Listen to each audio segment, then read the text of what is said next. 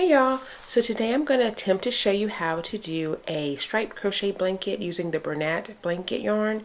And this one is going to be for my beginner crocheters or for those who just need a refresher on how to crochet. I've done a beginner blanket before. It's done quite well on my channel, but the quality is a little off, so I'm going to try to redo some of those steps in that video. So we'll be making a striped blanket using 3 different types of the Bernat yarn. Now Bernat yarn is a thick, bulky yarn, and you can get it in small skeins or large skeins. I'm using the larger skeins, and we'll be doing 3 separate colors. So that's the cool thing about this yarn. Besides it being very cozy and soft, they have a variety of colors that you can use. So I'm also going to be using a 12mm crochet hook. Now you can use any size crochet hook as long as it accommodates for a bulky yarn, okay? So go ahead and let's start by making ourselves a slip knot. Now a slip knot is created in a variety of different ways. The way I do mine is I just wrap the yarn around my finger twice, bringing the bottom tail of the yarn over to make an X, and then I just tuck that same tail underneath. So again, it's very easy to create, might be harder to understand through words, but just watch the screen there. Once you get your slip knot, go ahead and place that on your crochet hook and give it a little tug. Not too tight though, guys. Just want to make sure that it's on the hook and has good tension, okay? So when I say good tension, you want to be able to move it back and forth. We're going to start by doing a foundation chain, by just wrapping the yarn around the crochet hook to the back. So you're going to yarn over and then pull through the loop that's on your crochet hook.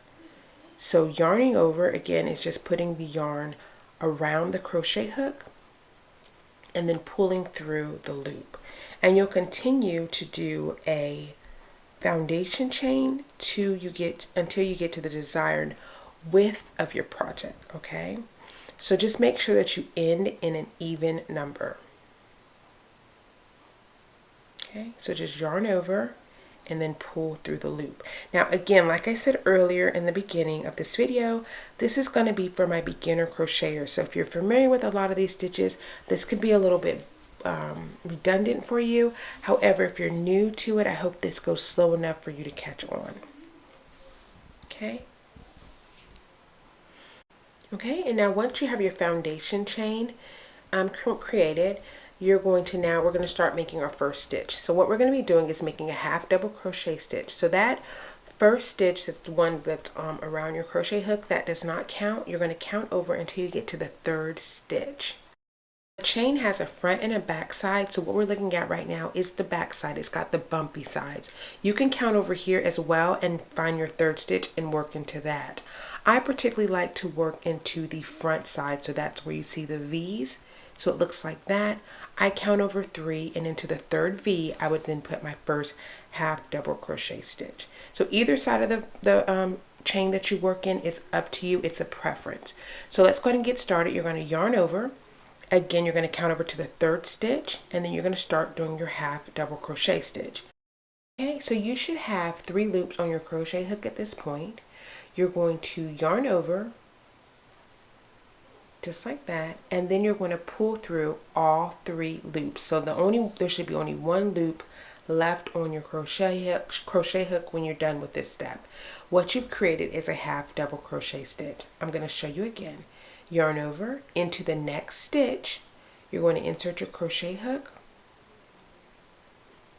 Okay. You should have 3 loops, yarn over, and then pull through all 3 loops and leaving 1. Okay, so yarn over again, and then your next stitch, you're going to do another half double crochet stitch. Excuse me. So let me show you. When you wrap your yarn around, the yarn naturally kind of flows where it falls underneath the crochet hook, the top portion of the crochet hook. And that's what you want, because that's just going to allow you to hold the yarn in place. You'll yarn over again, and then you're going to pull through the 3 loops that are on your crochet hook. Okay.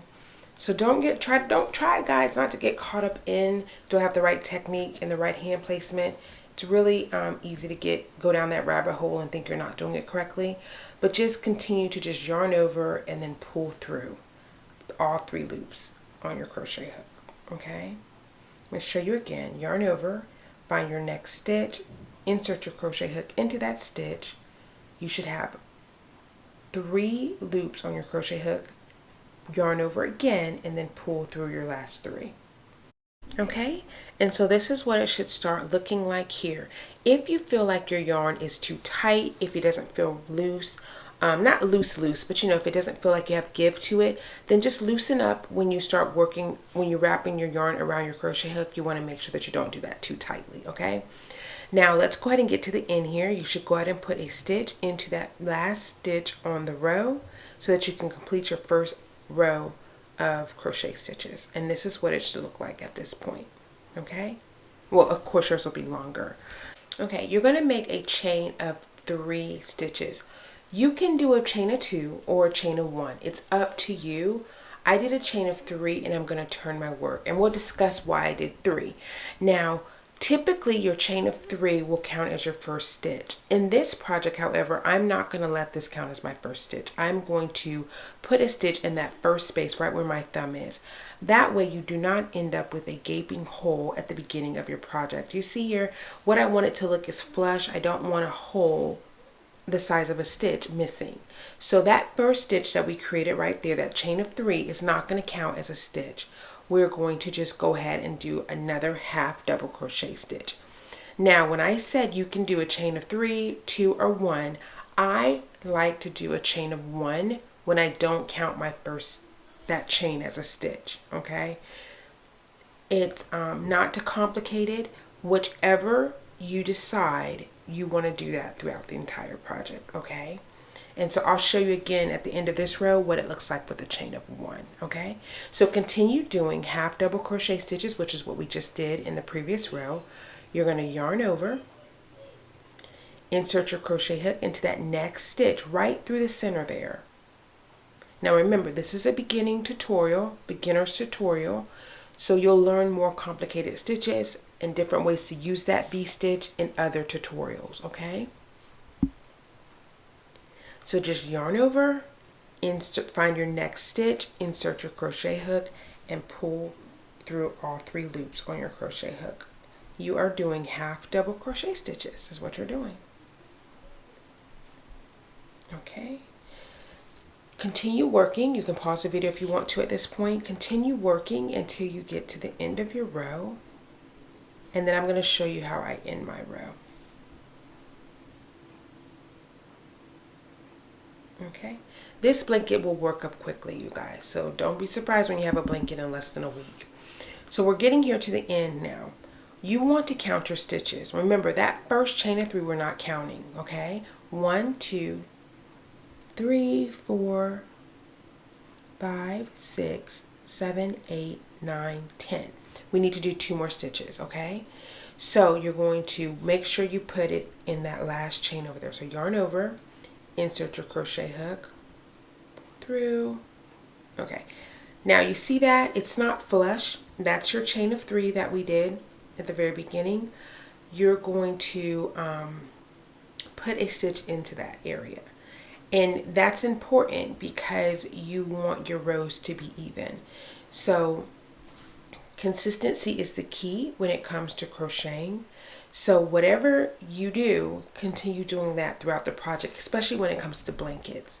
So here I'm going to chain 1, okay? Not 3, I'm going to chain 1, and I'm going to turn my work. I do that because, remember, I'm not going to count that 1 stitch as a chain, as a stitch. And so then I'm going to do a half double crochet stitch. So now this section here all counts as 1 stitch. It just makes it look a little bit more neater.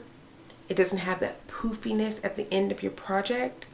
But that's a preference thing, okay, guys? You don't have to do that. You can do chain 2, chain 3, I chain 1, okay?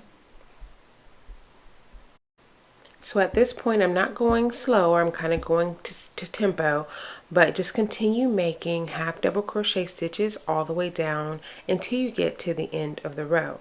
Now, after we get here to the end, I'm going to show you how I ended the row, and then we're going to show you how to start to change your yarn. And I'm going fast here because we've done a few half double crochet stitches, and I want you to see what it looks like kind of in real time.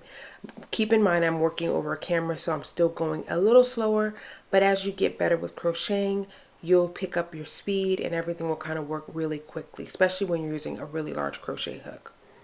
So this is what it's looking like. Again, you want to count your stitches, and I suggest counting your stitches in your first project a few times throughout the project, because what you don't want to do is get halfway completed and you realize you've dropped a stitch somewhere or you've added a stitch somewhere.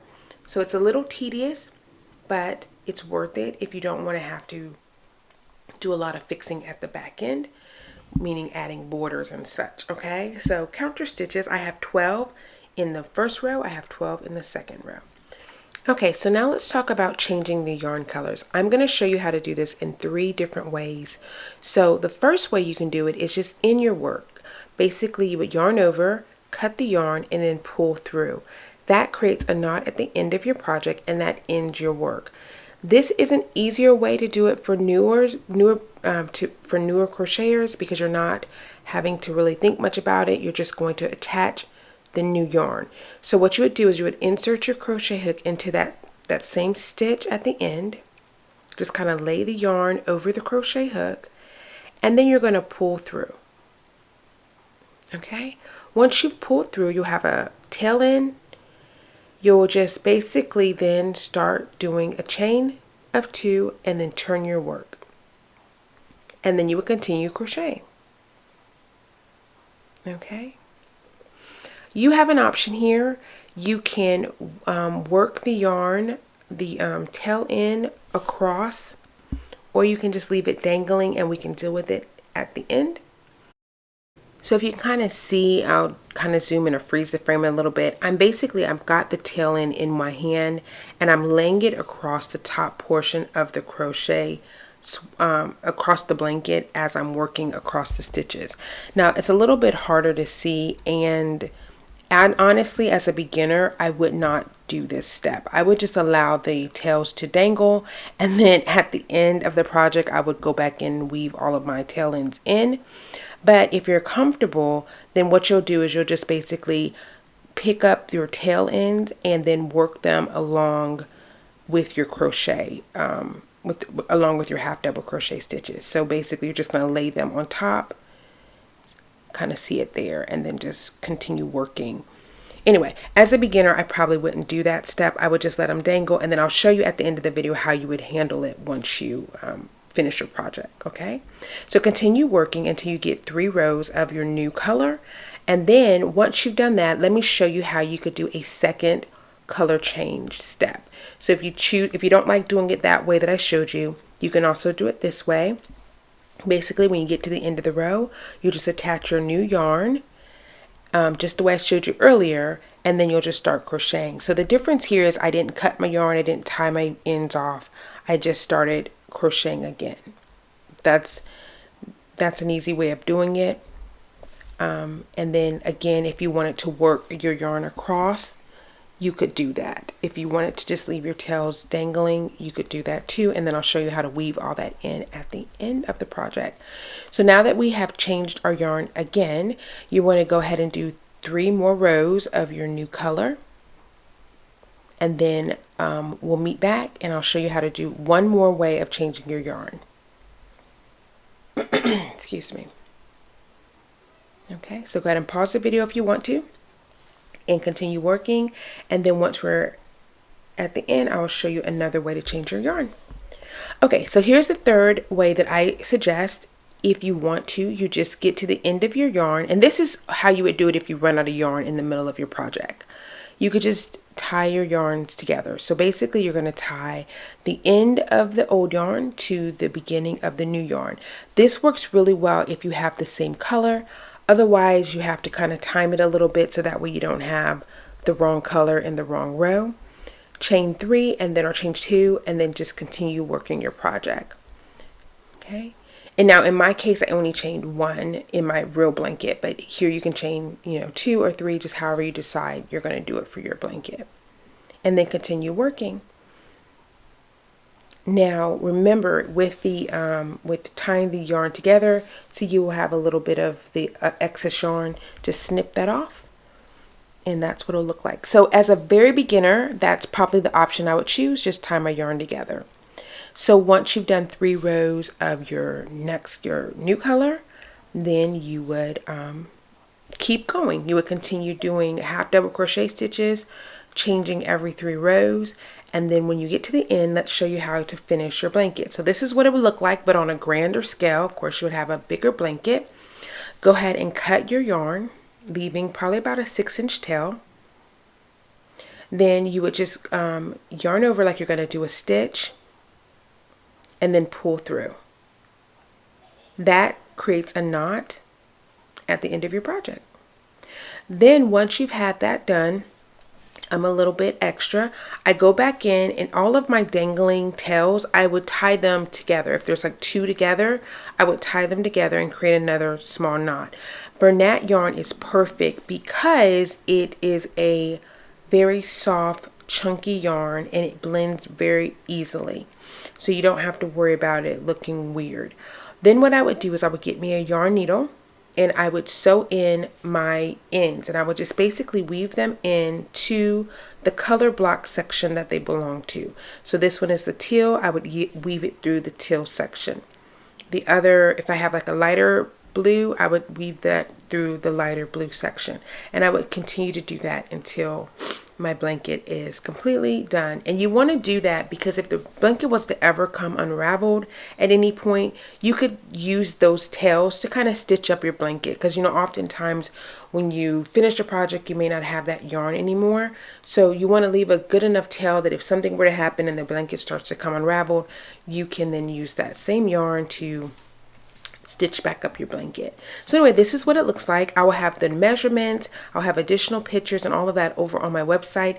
If you have any questions, please leave them in the comment section down below. If you have not subscribed to my channel, please do that, and I will see you all in my next video. Bye.